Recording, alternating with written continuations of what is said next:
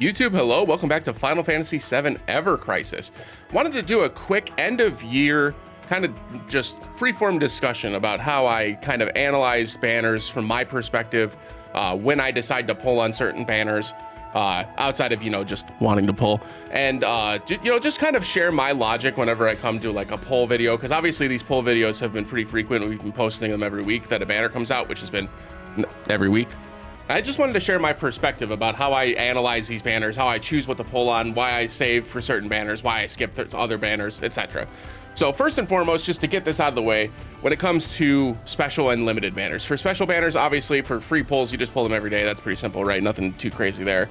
For any of the banners that come with red crystal only pulls, so I'm talking specifically the 300 red crystal banners, the 2000 red crystal banners, and then the 3000 crystal, like the 3000 crystal themed banners, right? So like a certain characters is you'll only get weapons for a certain character type of banners. Unless it is a 300 red crystal banner that brings my account value, meaning that it has featured weapons in it that I need, that it's specifically an element that I weaken. If it's something like that where it's a full 10 pull for a 300 red crystal, odds are pretty strong that I'm just going to do it. It just depends on where my financial situation's at. If I can afford the $2 that it costs to get the 300 red crystals to pull on it. That's why you see 220 red crystals. You'll see this in my account frequently, where I just grab a couple of crystals and buy the 300 red crystal banner or some 300 red crystal bundle that's in the shop. That's another example, but that's a shop specific one where they have something like where are we looking at here? One of these winter bands. They're like this one right here. You get a 5-star weapon guaranteed for Yuffie and a full 10 pull for Yuffie for 300 crystals. So for me, that's 3,000 crystals worth of pulling, right? And you get a 5-star guaranteed on top of it for 300 crystals. That's worth it to me, right? That's just an example of kind of how I handle like the featured or the special banners, right? As like a general rule of thumb. When it comes to the limited banners, 99% of the time, I'm gonna pull at least once on every single limited banner. Now, the reason why that is because those limited banners may not come back. Now, we have seen a couple of reruns for the Final Fantasy IX event specifically, and I'm trying to think if there was another limited banner that has rerun. Oh, the half anniversary weapons, right? That reran as well. So from that perspective, I do try to get at least one weapon. And the only times that I don't go super hard on a banner to at least get a 5-star version is when I have that element already for somebody else. So as an example, Zack's Zinogre Blade, this weapon is very, very strong. It's set the new standard for physical attack damage, for lightning damage, then this is now the new standard, right, in Ever Crisis. 940% base is very standard for elemental damage. The 20% boost, also very standard. Decent R abilities, good sub-slot or good materia slots. This was a great weapon, and the outfit itself was also very good, right? So it wasn't that it wasn't worth pulling on, it's that I had Murasame Cloud's outfit already and his weapon at OB10. So from my perspective, I was looking at this as a slight upgrade, which it was more of a major upgrade, but it's a slight upgrade over what I already had, versus Tifa's lightning weapon, which was the same exact percentage, but magic damage instead of physical. And as I've mentioned a few times before, a lot of the specifically lightning potency sub weapons that were available at the time were all magic focused, right? They were all magic focused. But yeah, so you can see here, so specifically to the lightning potency weapons, a lot of the weapons that were available in the game were all magic damage focused, right? 600 magic attack, you had 588 magic attack, this one had 522, and then you had, that wasn't available yet. The Thunderbird is a magic focused sub weapon. Even Seaside Collar wasn't, but that was kind of a middle ground weapon. The Wizard Staff was magic focused, etc. So you can see like most of the lightning potency sub weapons that you would hold as a lightning damage dealer had magic focused stats. So when you were looking at the other options for physical focus, it was literally Seaside Collar, which was only up to 590, which isn't huge in this game. Then you had Broadsword Axis, which does give physical attack, but it's magic focused. So it is a physical attack weapon, but it's magic focused instead, which is fine. Like it still does the job and it still gets the job done. But for lightning damage specifically, the magic is a little bit stronger just from the statistical side itself, right? Because when you look at Crystal Gloves at OB10, they are 614 magic attack, 540 physical attack. Now, will this still work for physical attack? Absolutely, right? Absolutely. But when you're trying to add something on like the broadsword that gives you the rest of your physical attack, this only has a 477 physical attack stat. And when stuff like Murasame goes up to 670, or what was it, 667, right? That's a almost 200 point difference, right? 200 points when we have a lot of percentage increases when it comes to like physical attack. You see how you get these percentage increases. It just wasn't as strong, right? I'm only going into detail like this for this one example, so that way you kind of understand the subsequent logic, right? So from my perspective, as a mostly free-to-play player, like I said, I only do the 300 crystal packs. We don't go super hard in the paint in terms of just like spending money in the game. Well, we just do a couple of bucks every other month or so to buy one of these 300 crystal packs. So in terms of the limited banners though, I generally will pull at least once on all of them. When it comes to specifically their outfits, I need the outfit to either be something that is in addition to my team or something that is future proof. And when I say future proof, nothing in any gacha game is future proof, right?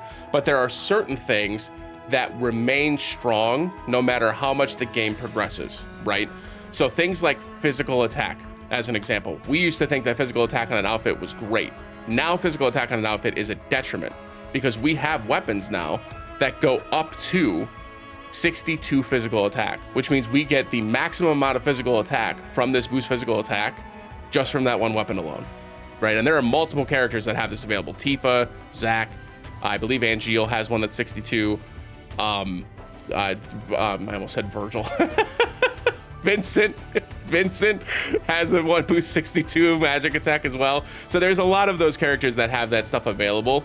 And so from that perspective, if an outfit has one of those R abilities that I call a weapon R ability, so like boost physical attack, boost magic ability potency, boost physical ability potency, generally speaking, not always, but generally speaking, I'll look at that and go, not as good, right? Does that mean it's weak? Absolutely not. Absolutely not, right? Because it does enable you to kind of change the way you view and use your sub weapons, and that does have power to it, right? It does have power to it. But in general, it's not the top of the top tier of options, which makes it then, you know, you just kind of have to pull back and go, it could be better, right? So that's a great example going into the actual outfits that we've seen for this Christmas event, or this holiday event rather, apologies. But that's the same exact thing we've seen for this holiday event, where we've seen wind potency or an elemental potency as one of the R abilities. And this is a weapon R ability, right? It is. But unlike physical attack and magic attack that cap out at 55 points, or magic and physical ability potency that also cap at 55, elemental potency goes up to all the way to 100. And getting to 100 usually requires 4 weapons or more to get to that 100 points. This 15 points that you get from this outfit allows you then to free up a sub-weapon slot for something else like physical or magic ability potency, adjust flat ability potency, right? There's a lot of options there, or defensive stats, right? Physical attack, physical defense, all allies, etc. Letting that enable you to open up an entire sub slot to help you get to this 100 points easier, to get this 120% damage boost, is a huge boon, right? So that's kind of where we're at when it comes to like the limited banners, and this outfit discussion will kind of lean into the featured banners, but I wanted to at least touch base on the limited banners. And every single one of those banners, I pulled at least one copy of the weapon. I didn't care if it was a 3-star version, I didn't care if it was a 5-star version, I just pulled once on the banner in order to have the weapon. The reason why is because I want to be able to have the option down the road to turn around and use my weapon parts, my character specific weapon parts, to take something like the Queen of Megaphone and push this up to be able to have this ability that gives me physical attack all allies and physical defense all allies, right? Is there a chance that I need this down the road? Yes. And now I have the access to it. Will I actually upgrade this and use it? I don't know. It depends. It depends on if I actually need that effect specifically, and if I actually want to utilize that character's weapon parts. For, as an example, for Kate Sith, this is Kate Sith's only limited weapon so far. Everything else that you see here is available through pulls on regular banners, on ticket draws, etc. So you're naturally going to increase the level of all of these gacha weapons naturally over time, right? So outside of trying to push one of those weapons up to OB6 or OB10 early, these weapon parts can be utilized on limited banners and limited weapons, right? So now I can focus my Queen of Megaphone with these weapon parts if I need to or want to, and that if I choose to do that, I'm not losing out on a bunch of resources to help upgrade the rest of their kit, and that way they can, you know, still be a strong character without me utilizing those character-specific weapon parts. In terms of the limited banners and the crossover banners and stuff, that's kind of how I do it though. When it comes to the outfits, the outfit logic is the same in the limited banners as it is for the featured banners for me. So I did go on a little bit of a rant there with the outfits that probably should have been kept to the featured banners. But like I said, this is freeform. I didn't write a script for this. I just wanted to kind of chit chat about my logic and help folks understand kind of how I utilize my resources as a mostly free to play player. And yeah, so that's the limited banners, the crossover banners. That's kind of how I handle those. When it comes to the featured banners, which is 90% of the banners that we're going to see in Ever Crisis, right?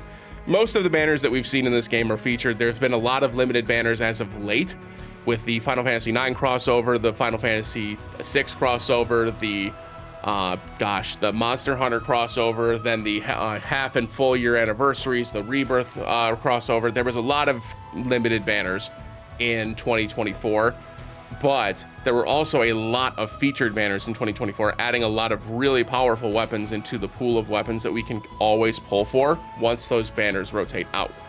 So generally speaking, when it comes to any featured banner, regardless of what the weapon does, regardless of what the character does, regardless of how powerful it is, I generally speaking, within 5% of the time, right, will not pull on a banner specifically for a weapon, ever. I will always go for an outfit first.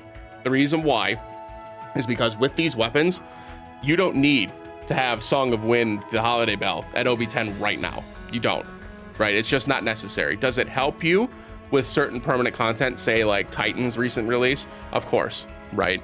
But you don't need to do Titan right now. You don't need to upgrade Titan to its full potential today, right? But with permanent content, you shouldn't have to worry about pulling on a banner for permanent content, right?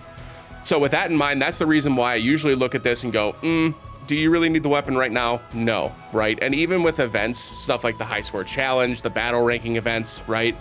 When you have these high score challenges, the rewards that you're getting in return for your high placement is not enough to replace the blue crystals that you spend to put yourself in a position to get to the top level, right? You should just be happy that there's an event releasing with a weapon that you're investing in or with an outfit that you're investing in, right? Other than that, there's really no reason to pull out a banner for a weapon specifically, on a featured banner specifically, right?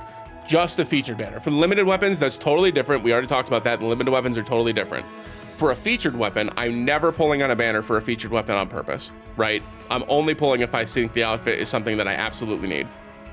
So now that that's aside, going to the outfits, back to the outfits really quick. Whenever I'm looking at an outfit specifically, and I'm thinking like, is this outfit something that I need to do, or I need in order to enable this character to do something special, right? The first thing I look at is, do I have those characters built out already, right? So as an example, there are only 3 characters in my account. I have all my characters at level 90, right? All of my characters at level 90. Their grids are not complete yet, but a good portion of them are mostly done at this point with the grids. There are only 3 characters in this game that I would tell you that I'm 100% comfortable with where they're at right now and the things that they can do for my team. That is Cloud, Tifa, and Aerith, and that is it. Those are the only 3 characters that I can tell you without a doubt, with certainty right now, that I could slot them in to any team that I'm trying to build, and they will provide some level of value to that team, right? Some level of value. So when it comes to them specifically, when an outfit or a banner releases for them, 99% of the time, I'm looking at that banner and going, does this enable this character to do something they can currently not do for me? As an example, Cloud just got a Wind Arcanum outfit.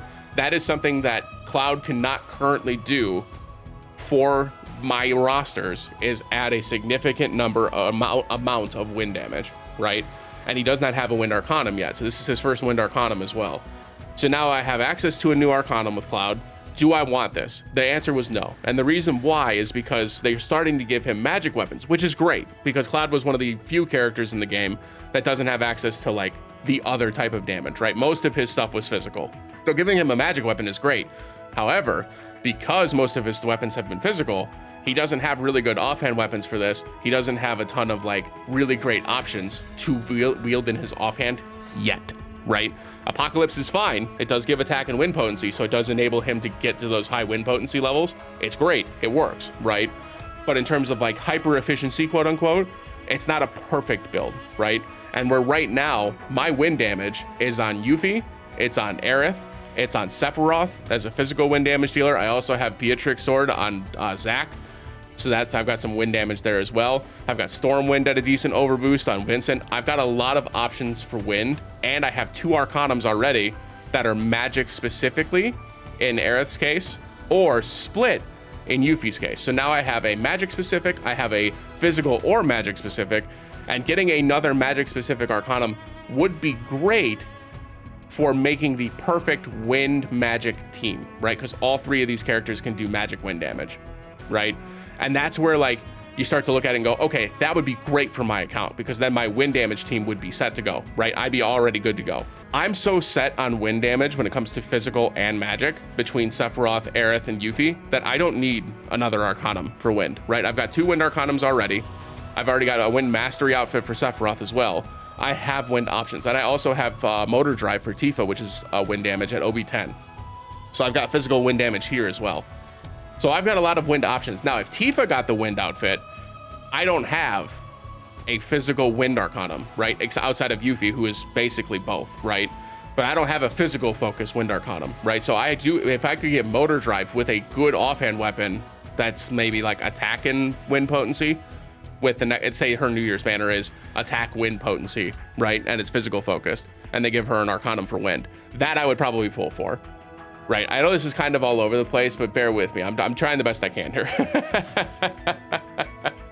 It's multifaceted, it's multi-layered. The reason why I am comfortable skipping banners for these 3 is ultimately because of the anniversary, right?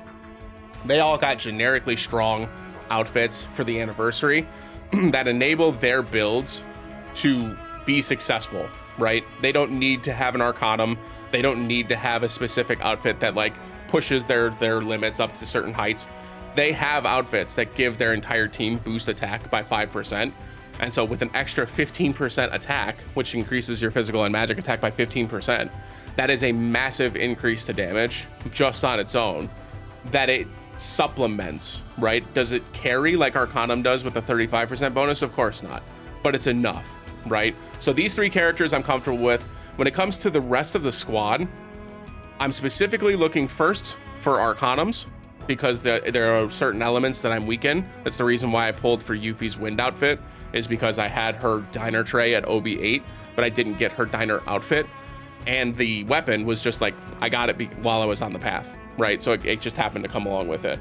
But now she's able to do magic and physical wind potency, which is very, very strong, right? So being able to have that mixture was something that I valued down the road, and wind was an element that I was okay in, but I didn't have a Arcanum with a character that had a good wind weapon, because the Prism Rod, while it's good, it's not great, and Aerith's wind outfit and damage is fine, right? It's fine. Whereas like Yuffie now has the ability to provide magic wind support or physical wind damage, and that's something that I valued. So that's just that specifically. But when it comes to the rest of the characters, when it comes to the rest of the outfits, as an example, like Vincent has mostly magic damage weapons, mostly magic damage options. When it came to his fire Arcanum, this basically was the same as Cloud's Arcanum for me, and I have Cloud Sky Splitter at OB10 and Cloud's Arcanum already.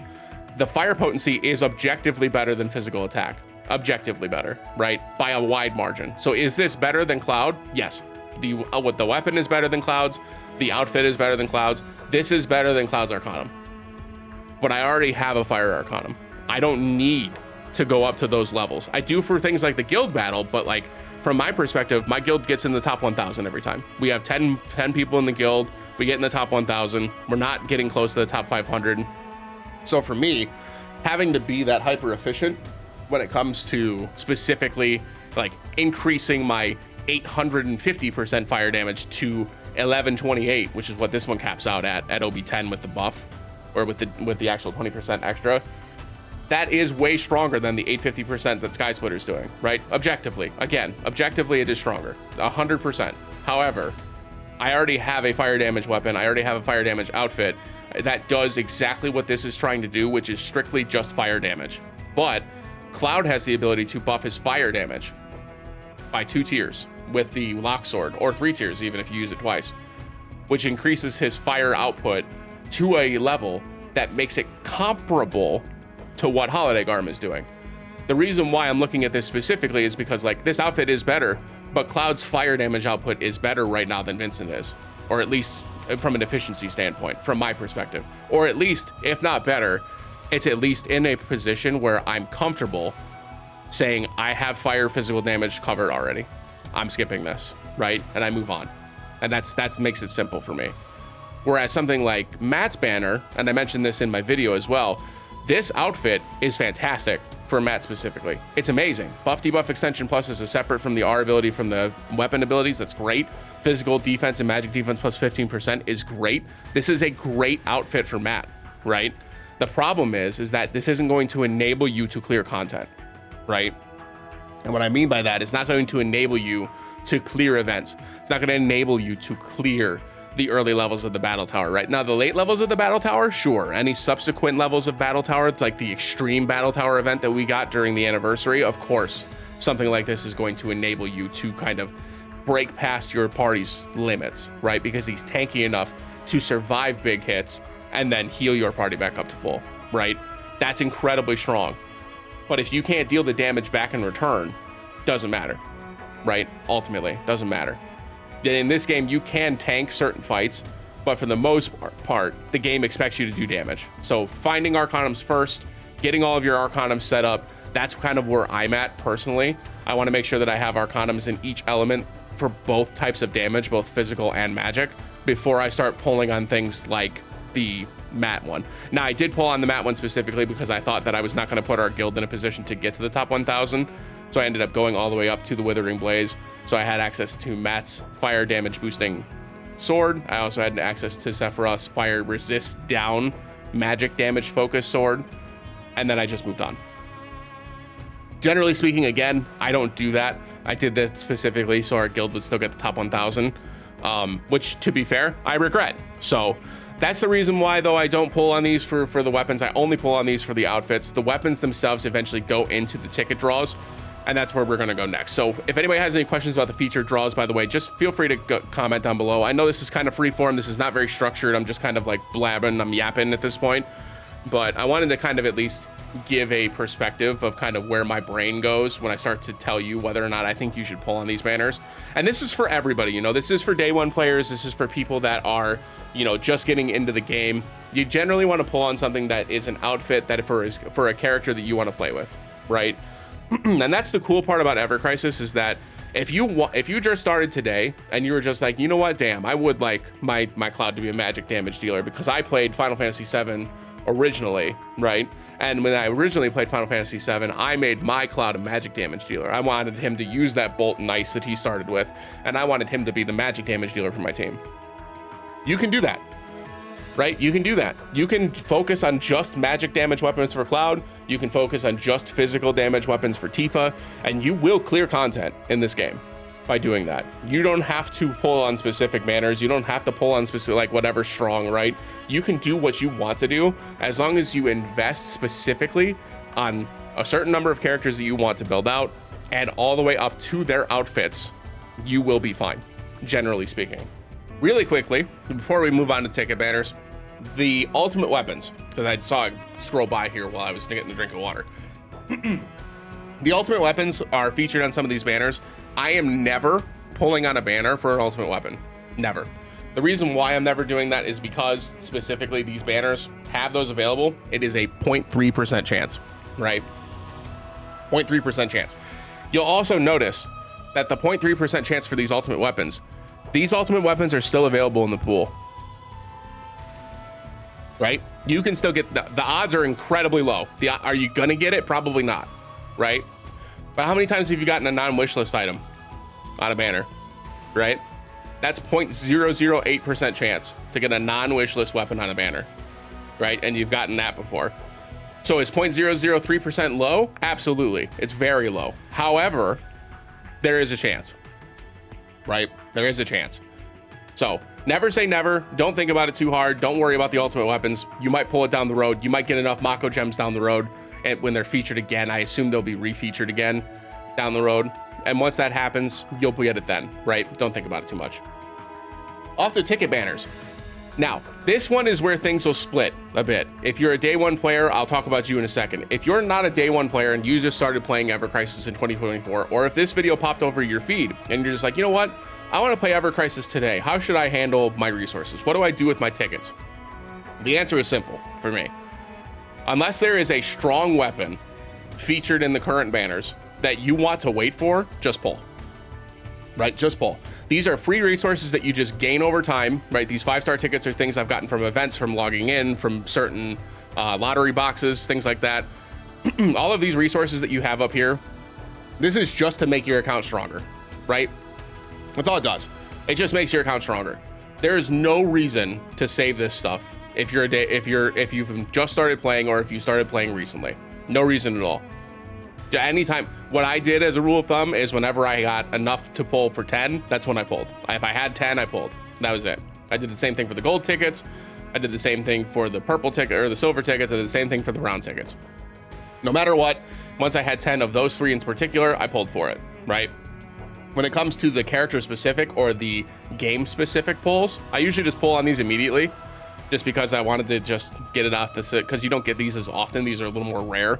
So rather than saving them, I usually just wait, or I usually just pull for it immediately. I do the same for the character specific weapon pulls. So whenever you get character specific tickets, I usually just pull on it immediately just to try to upgrade their weapons, especially if a character is recent, right? Like Angeal is recent.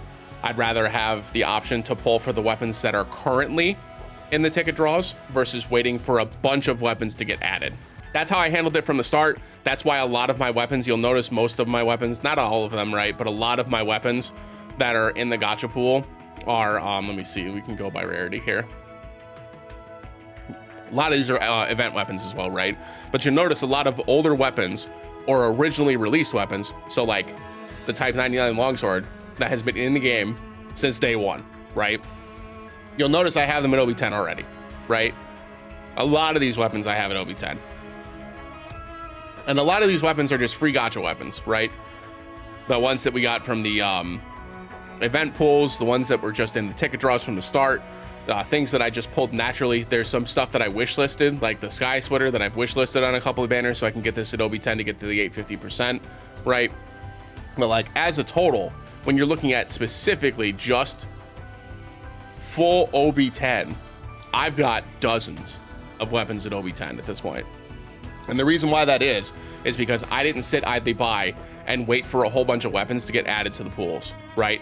Now, for the folks that just started recently, there's already a ton of weapons in the pool. You're gonna have some crossover. There's gonna be a bit more thinning out of what weapons you pull.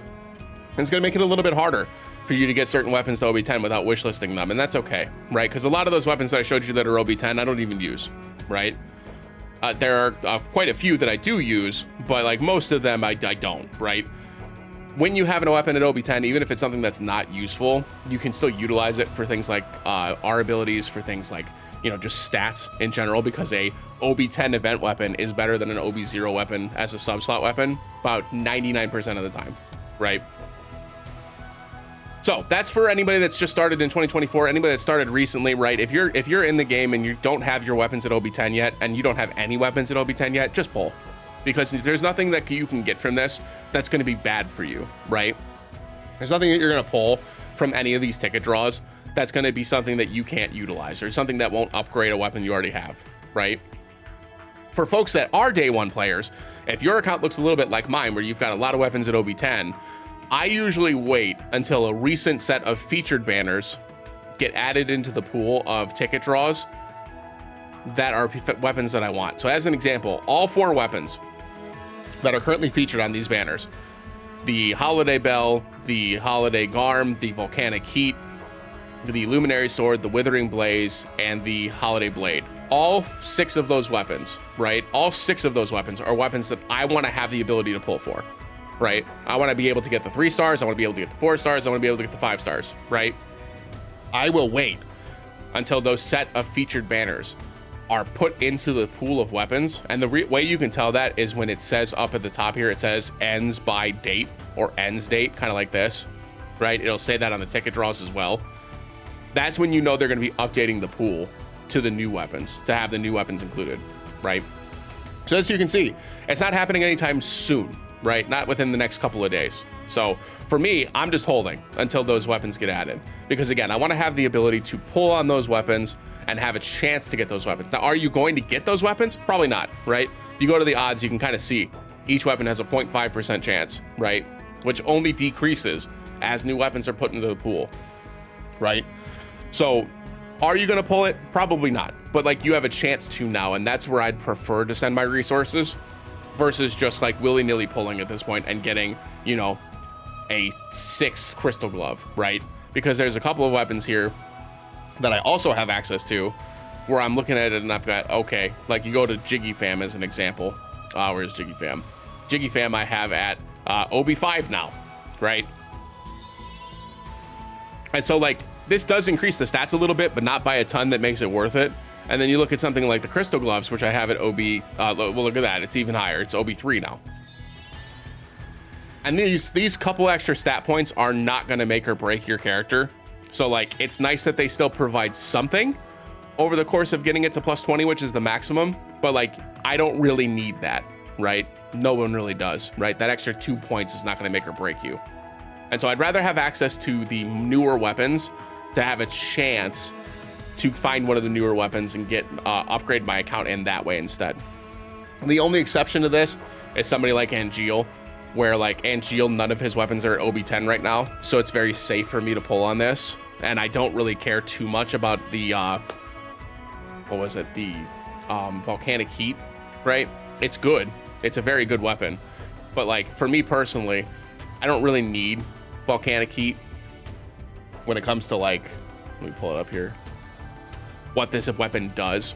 I already have a fire resist decrease that's physical focused, right? Now this is a very strong weapon, and if I do start pulling it, I will be happy to have it. But because Angeal doesn't have a flame arcanum or a fire outfit that goes with this weapon, I'll just put this on the wish list whenever his fire outfit comes out, right?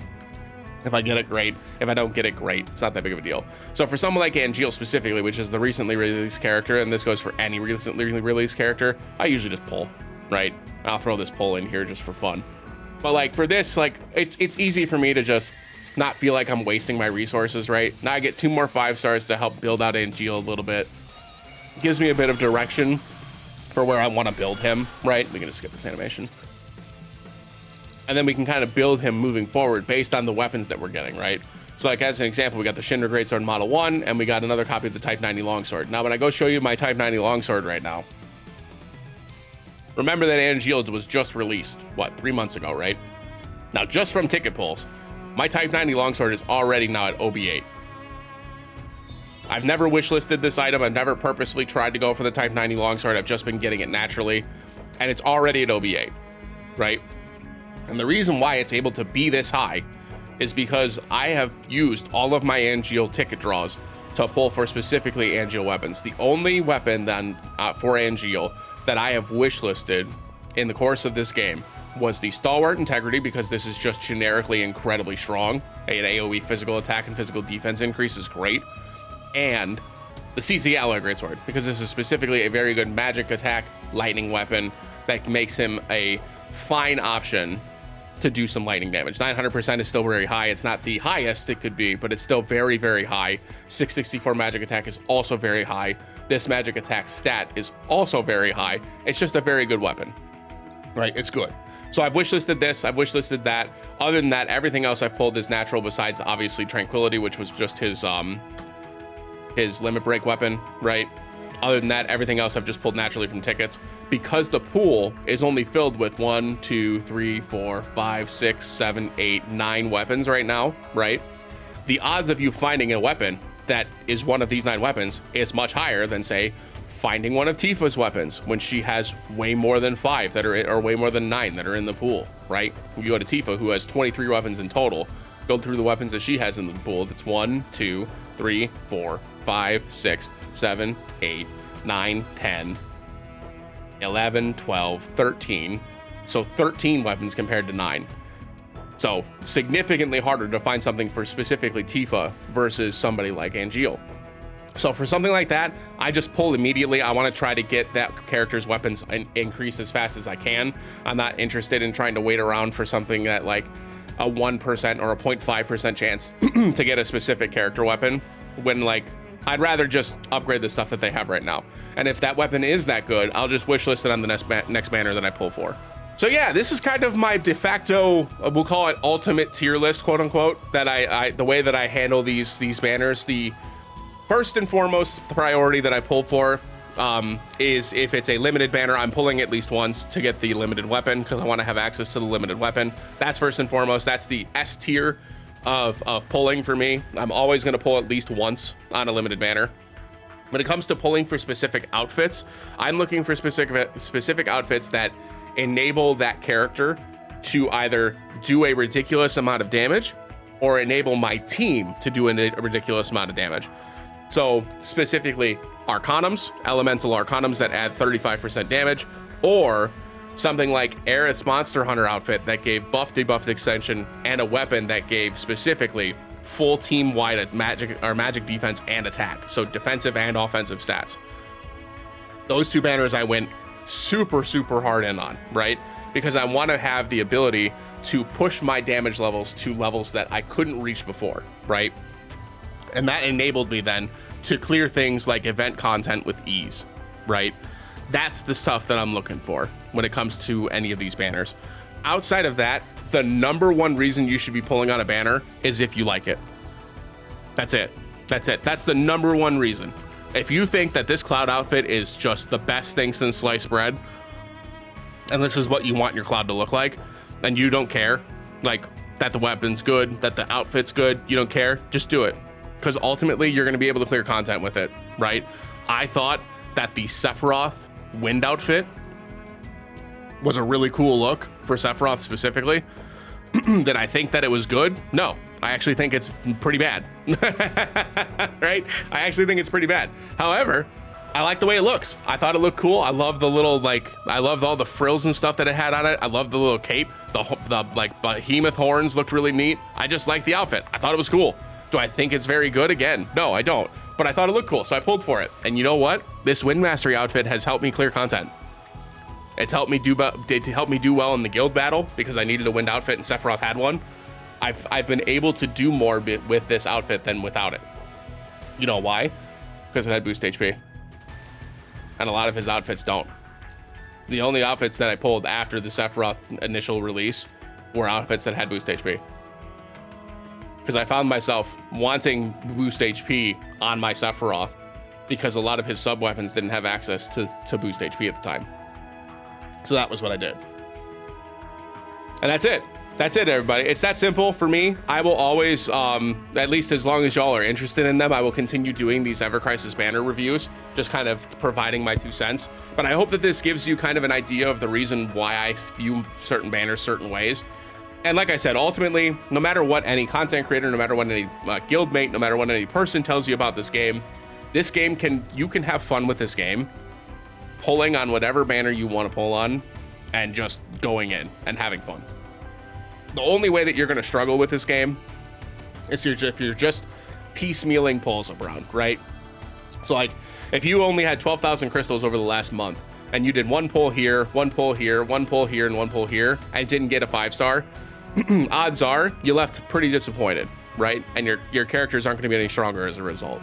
And that's where things get a little bit more difficult for you in particular. So that's why you'll see a lot of free-to-play content creators tell you, nah, just skip this. Nah, just save, man. It's not worth it. Because ultimately, unless you're going to use that character and get all the way to the outfit and invest in the weapon, it makes it very difficult for you to turn that into immediate strength, right?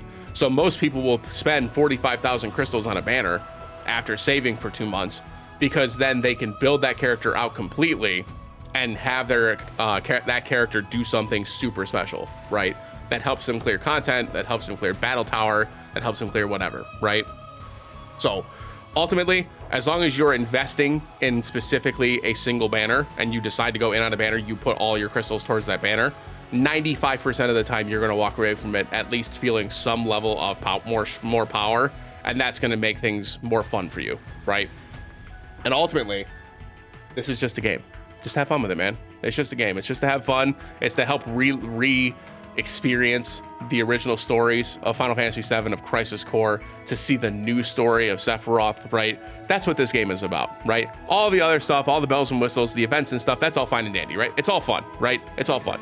The reason why we're here is because this is going to be a complete collection of experiencing the plot of these 2 original games and this brand new plot, right?